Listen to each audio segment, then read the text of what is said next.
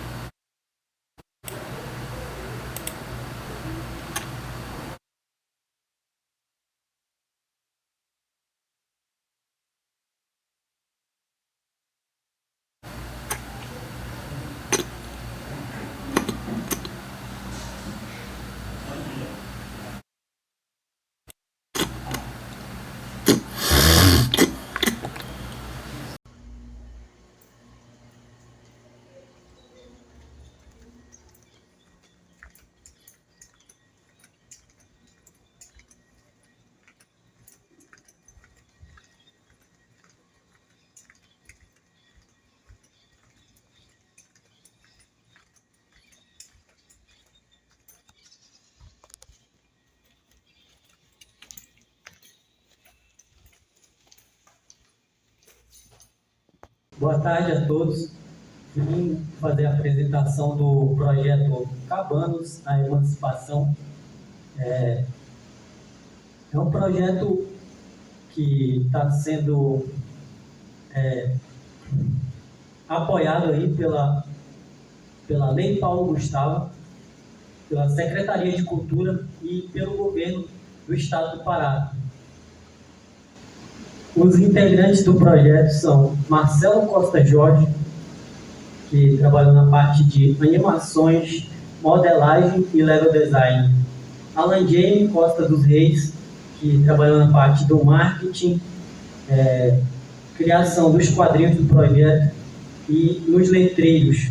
Vitor Barros criou as trilhas sonoras presentes no jogo, assim como os efeitos sonoros também presentes no jogo. E Andréia Costa Jorge, que está fazendo a parte de contabilidade do projeto.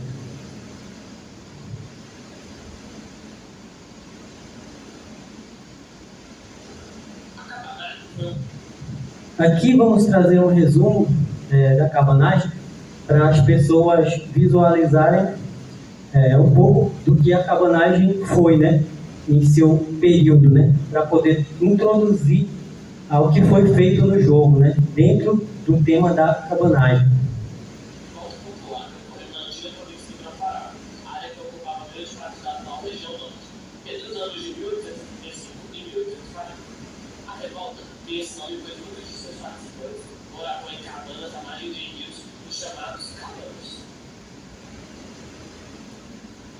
Essa revolta ocorreu no início do período regencial, onde grande parte da população da província vivia em meio ao caos e à desorganização.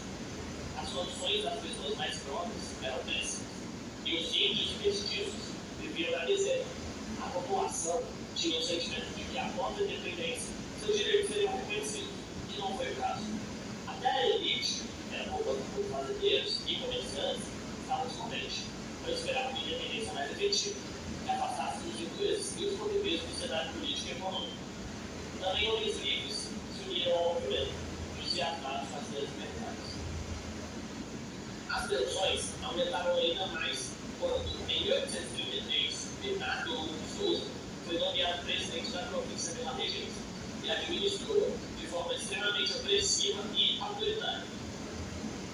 Em 1884, as manifestações de rua cresceram e o governo reprimiu os movimentos, prendendo os principais líderes.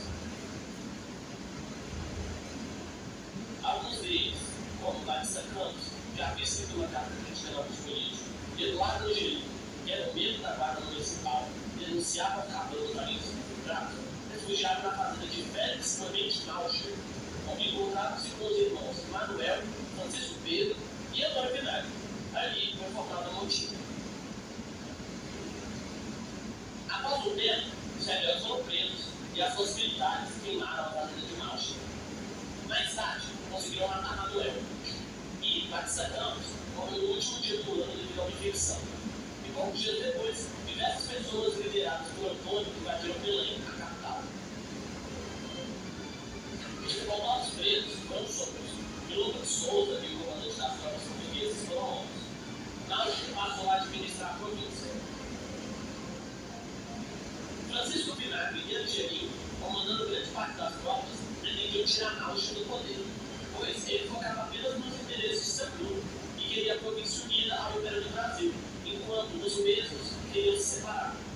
Náutilus descobriu o plano e prendeu Angelino, entrando em conflito com Francisco. As tropas de Vinagre saíram vitoriosas. Náutilus foi morto e seu corpo foi arrastado pela cidade. Em 1835, Francisco Vinagre entregou o governo a Manuel Jorge Rodrigues, devido à intervenção do Estado e do clero da província. Os cabanos, indignados com o acordo, refugiaram-se no interior. Manuel Jorge Rodrigues mandou prender Francisco Vinagre, e então Belém foi atacado novamente. Dessa vez, com Antônio Vinagre e Angelino comandando as tropas. Antônio morreu em combate e Eduardo assumiu a presidência. Como o governo de Angelino não foi consolidado, a regência pode nomear Francisco José de Souza Soares de Andrea como novo presidente da província, assim começando a caça aos cabanos. Um mês depois, foi realizado um bloqueio naval em Belém, para evitar a fuga de cabanos enquanto os militares os atacavam. Angelino fugiu para o interior, mas foi capturado alguns meses depois. O resto dos cabanos lutaram até 1840, até que fossem totalmente exterminados. A revolta acabou com mais de 30 mil mortos.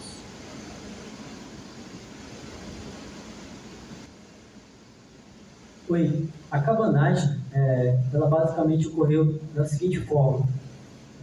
Os povos desfavorecidos, né, estavam sofrendo muito nas mãos dos portugueses, né, os colonizadores do Brasil. Esse povo se reuniu a algumas pessoas que moravam na região e tinham algumas condições. Essas outras pessoas eram meio que um pouco da elite, né? Só que devido a Portugal estar recebendo a maior parte de todos os recursos que estavam sendo extraídos tanto do povo quanto da floresta e da região, esse pessoal que era elite, né, vendo que estavam perdendo muitos benefícios, enfim, tesouros, dinheiro, etc., acabaram se unindo à causa dos cabanos, que seriam essas pessoas mais desfavorecidas, e essa união formou a cabanagem. Os povos invadiram a cidade de Belém, alguns líderes, né, foram eleitos como presidente da província, porém, alguns dos cabanos das camadas mais pobres não estavam satisfeitos com essas lideranças, porque não estavam atendendo os desejos das camadas mais desfavorecidas. Então, apesar dos cabanos terem tomado a cidade de Belém, que seria a capital da província, devido a esse conflito de ideias, os cabanos acabaram também brigando entre si. Então, houve conflitos também entre cabanos e cabanos, e os cabanos tomavam Belém, havia uma desavença entre os cabanos, e eles saíam, fugiam de novo da cidade, quando Portugal enviava tropas, né, para poder acabar com o movimento. Eles iam para a floresta, né, depois de um tempo se reagrupavam e tentavam atacar a capital novamente. E eles acreditavam que fazendo isso, eles, nessa luta, né, que seria a cabanagem, eles iam conseguir os direitos deles, né? E muitos dos povos que eram desfavorecidos, que seriam os povos originários da região, que se chamam índios, né? E os negros também, devido à escravidão, eles acreditavam que eles iam conseguir a liberdade, né? Eles iam deixar de ter trabalhos forçados. Mas a cabanagem foi acabando, né, logo depois da sua metade, porque Portugal enviou um esforço gigantesco para poder acabar com a cabanagem. Para vocês terem uma ideia, essa demora de Portugal se deve à distância, né, que Belém se encontra do sul do país. Então, dos movimentos que tiveram aí contra a coroa portuguesa, o movimento da cabanagem foi um dos últimos por questão de localização geográfica, né?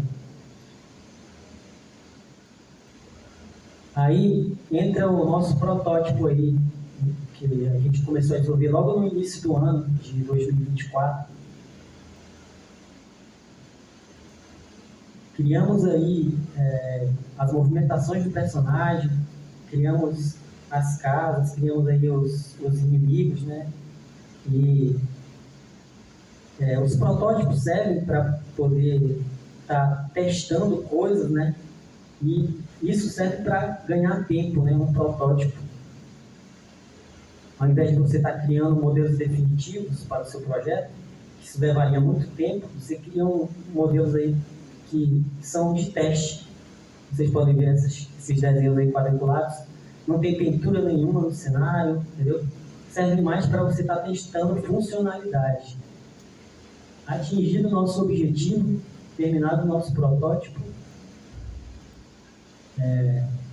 partimos para a nova fase, que foi a concepção dos personagens, né? Um ribeirinho, uma índia tapuia, um escravo, um mestiço e uma afoiada, uma negra alfoiada. Esses são os personagens que vão estar presentes aí no nosso jogo, né? Eles são personagens fictícios, eles representam os povos aí da região.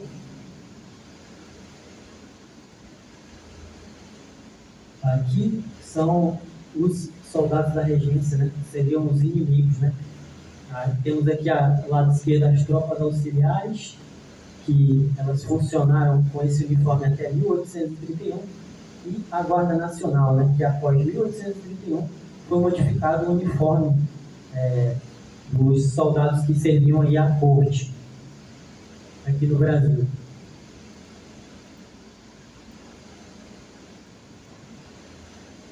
Aí, feito isso, começou a construção dos personagens definitivos. Isso levou um bom tempo para ser feito, né? Foi baseado em pesquisas de desenhos, artes, pinturas, né, da época, e a gente conseguiu chegar nesse resultado aí. Esses são os personagens que vão estar presentes aí no jogo ao longo de toda a história que está sendo contada.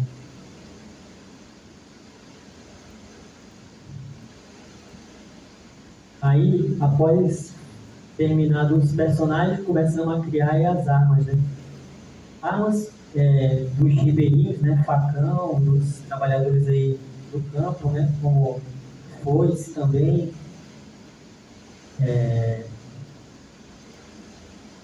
A rapieira, são as espadas aí dos soldados coloniais. Mosquetão, que é uma espingarda, né? Capaz de dar um tiro por vez.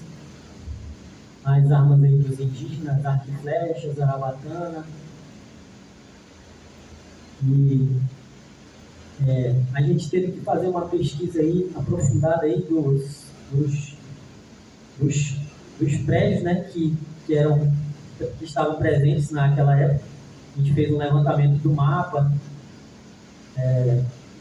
e a partir disso, feito esse levantamento dos prédios, a gente começou a criar os modelos dos prédios.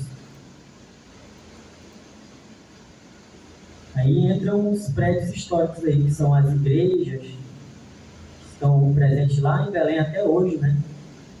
Capela, né? Capelas. Temos aí a igreja de Santo Alexandre, Casa das 11 Janelas, é um local famoso em Belém. Se você for visitar, você logo vai conhecer a Casa das 11 Janelas. Igreja do Carmo, é uma igreja que fica próxima ali àquela área, o Forte do Castelo. Catedral da Sé, a igreja mais importante de Belém, a igreja da Nossa Senhora de Nazaré. Palácio Lário Sodré, nada mais, nada menos que o Palácio do Governo. Esse local aí, ocorreram algumas batalhas da cabanagem. O Forte do Castelo também presenciou aí elementos da cabanagem. Aí a gente criou uma trilha sonora inspirada na cabanagem, tentando honrar aí essas pessoas aí que viveram na época. Você pode, todo o sofrimento, né, a luta que eles tiveram para tentar encontrar a sua liberdade, a gente tentou criar uma letra para ele, isso aí, ó. Vamos esquecer, acabamos, guerreiros, acabamos, sua luta, justiça, não vamos esquecer, acabamos, guerreiros, acabamos, sua luta, Justiça não pode esquecer.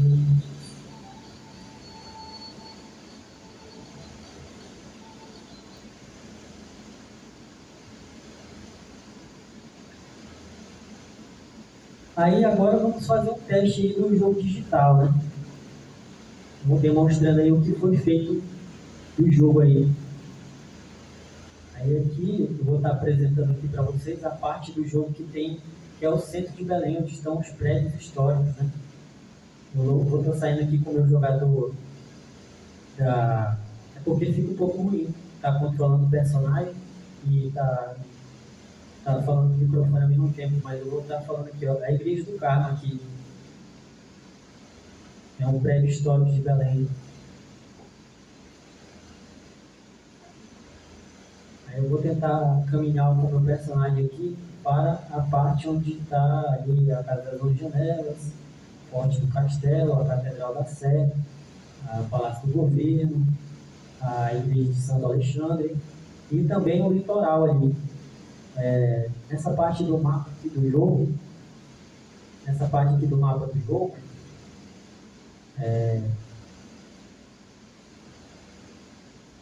vai estar demonstrando como era Belém antes, né? Antes de ter a Companhia das Docas, né? Porque ali foi uma parte que foi aterrada, né?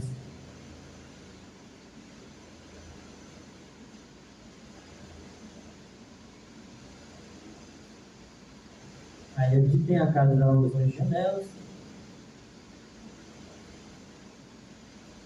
Temos aqui o Forte do Castelo, né?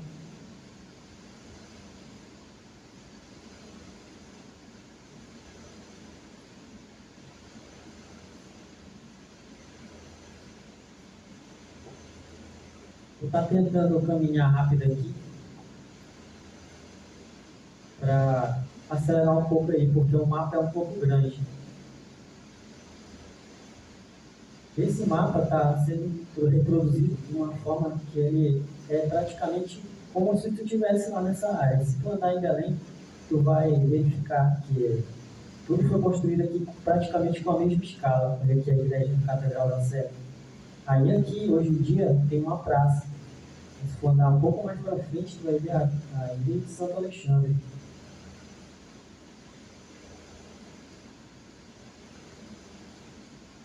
Aí eu vou tentar ir agora ali para a parte onde está o Palácio do Governo.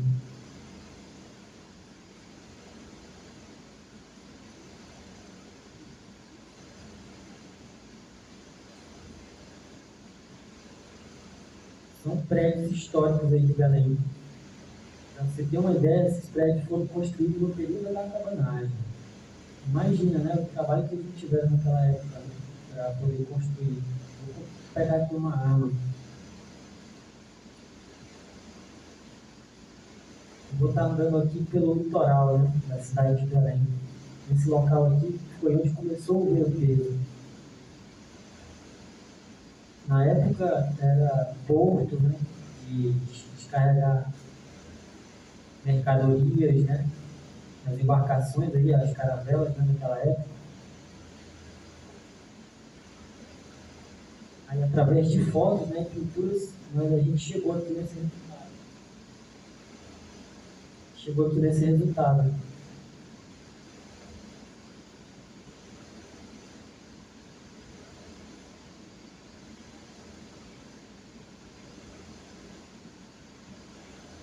Tinham esses tablados aqui que eles serviam para poder os navios não encostarem tanto na costa, né, em áreas mais rasas. Aí os navios vinham, encostavam aqui e o pessoal descarregava as mercadorias.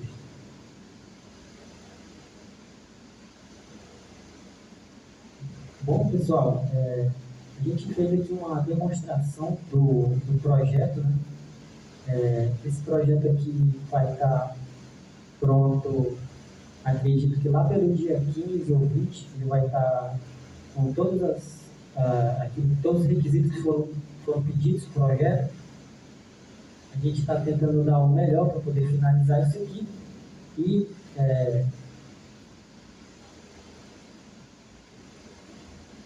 Eu acho que ficou bastante interessante aqui o projeto, né? Por a gente tentar estar trazendo aí um ar de realismo para o jogo. E é isso. Vou estar andando aqui na parte de dentro aqui do Forte do Café. Quem visitou Belém com certeza vai lembrar desses caminhões aqui. Como eu falei anteriormente, a gente tentou fazer da forma como está no mapa. A gente fez uma reprodução. Tá bem legal. E quando tiver com a versão final, a gente vai estar disponibilizando para download. Eu agradeço aí a presença de todos, né? E é isso, pessoal. Boa tarde.